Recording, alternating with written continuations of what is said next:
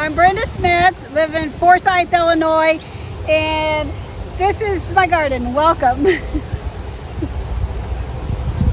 I collected statues. I have grandchildren and they love the statues, so they always have to come around and pat them on the head or pet the animals, so you'll find lots of animals in here.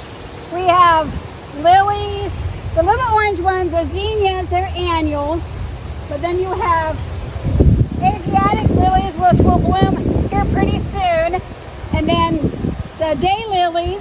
There's rose bushes over there. We have knockout roses, florabundant roses, and hybrid tea roses, so variety in the garden.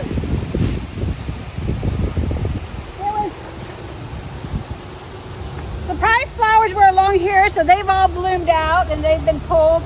Irises have almost bloomed out. There's a few irises still blooming, but most of them bloomed out already. This will be my beautiful day lilies, and there's probably 80 different colors, varieties, and they'll bloom later. We got Japanese maple trees and old Henry bushes, which will be really pretty in the fall. They turn bright orange and red, so that brings the fall color here. You'll see them, they do spread, so you have to keep them, but they are really, really pretty in the fall. We have sedum here. Along this path that we just passed used to be hundreds of tulips and daffodils, but they've all bloomed out because they were in the spring. And this, I called it Sprea, but it's not the name. She told me the actual name, so I abbreviated it to Sprea, but there's a longer name for it. We have cone flowers, which will be blooming soon. So there'll be cone flowers. There's another iris that's blooming. So there's a few of them still. The wiggler bushes, there's several different wiggler bushes. That right there with the dark colors, those are wine and rose wiggler bushes.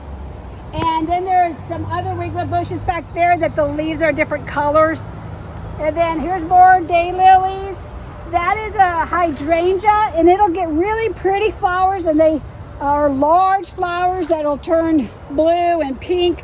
So that is very pretty when it's bloomed out. More cone flowers over here. And then you'll see there's different plants along there that are kind of buried. There is hibiscus. Oh, this is a magnolia. This is magnolia, and it gets yellow, little pink flowers on it. I think all the flowers have bloomed out. It might bloom again later in the summer.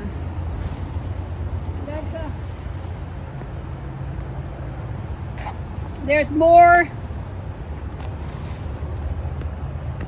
lilies here, Asiatic lilies. This is a hibiscus, and the hibiscus, there's two large hibiscus that are either going to be pink flowers or kind of a reddish flower. So there's a couple different varieties there. This is another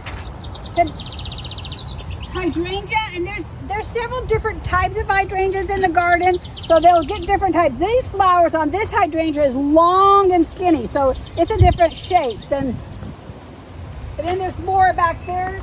But you'll also see this is bee palm, and bee palm, the hummingbirds love the bee palm, and they'll get red flowers. So it'll come up and they'll have red flowers on this, and you'll see a lot of hummingbirds. There's hosta, coral bells, more hosta. This is a hibiscus. These are different types of hibiscus. They get the little flowers.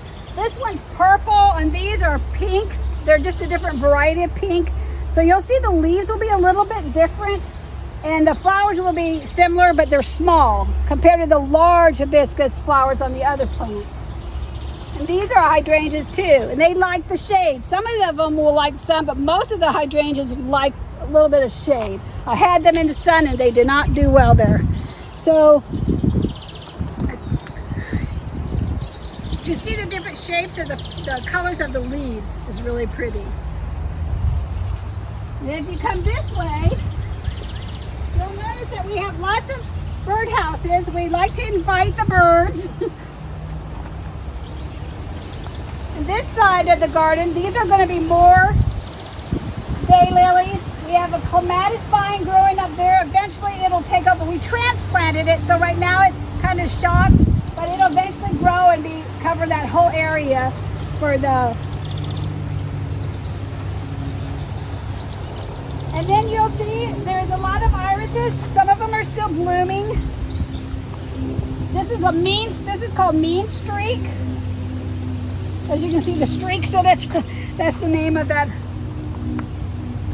In the garden, there is 100 rose bushes. There's a hybrid tea rose bushes, 4 abundant rose bushes, shrubs, and knockouts.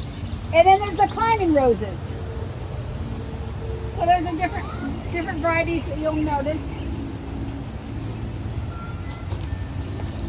More sedum. Now this is a different variety of sedum. There's a few different varieties. And more statues. See the little frog. There's Dianthus. Right along here you'll see that.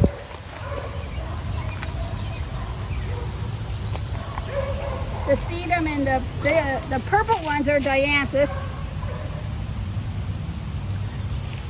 There's more clematis growing on the trellises, and then there's those are purple, those are dark purple, and the pink is already bloomed out, but I have a pink one.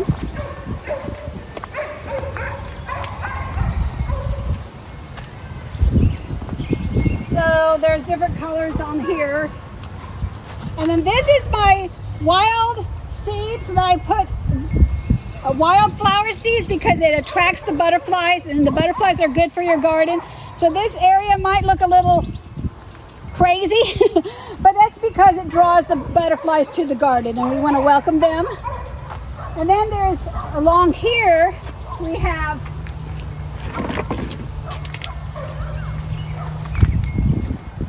Canis Balls.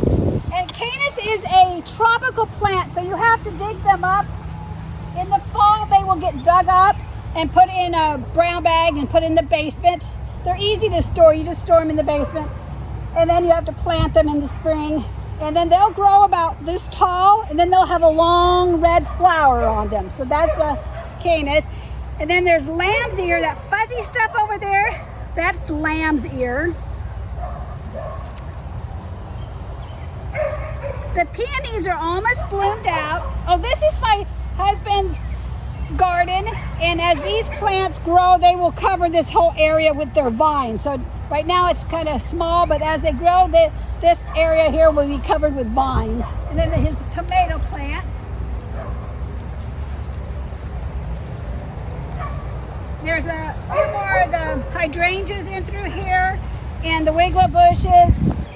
Well, and then there's peonies. The peonies are almost bloomed out. There's yellow. There was one red, but most of them are pink and white and light pink. That's the magnolia. There's another little magnolia.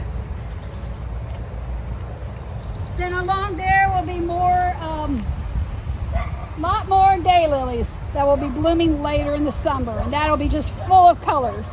Now I do have a lot of red and yellow daylilies that are your more common ones that will be all along the front. They'll be yellow and red. And then over here will be a lot of different colors. That's a red bud tree. Up here is a red bud tree, and that is bright purple. It gets little purple flowers when it's in the spring, and then it leaves out. The bushes back there with the red sticks, the branches are red, really bright red. So in the wintertime, you see these beautiful red sticks that looks really pretty. And then it's the Dogwood Bush. So those are red dogwood twig, red dogwood twig. And then this over here is a yellow. You just by looking at the twigs, you can tell these are the yellow dogwood twigs, bushes. And they get the little flowers on them in the spring, and then they'll turn really pretty in the fall. They're really, really pretty in the fall.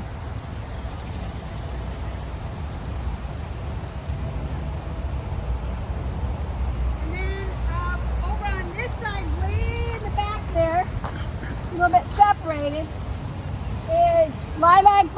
and a crab apple, and it gets flowers on it too.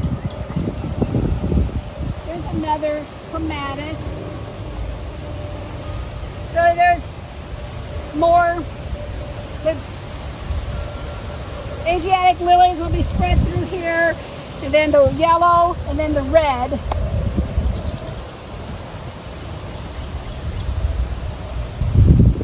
And a hickory spot.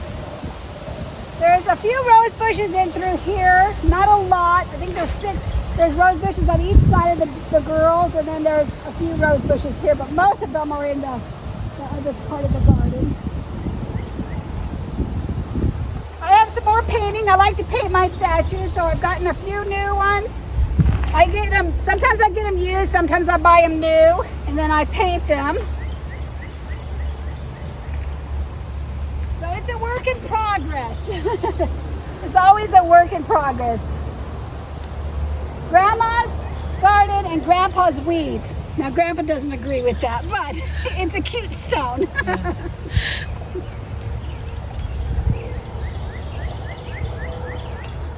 This is yucca plant. I've tried to dig them up, and every time I dig it up, it comes back. I wanted to move it, and every time I move it, where I move it, it doesn't make it, but then it comes back here. So it just wants to stay here. So I hope you enjoyed it. You're welcome to take pictures of anything and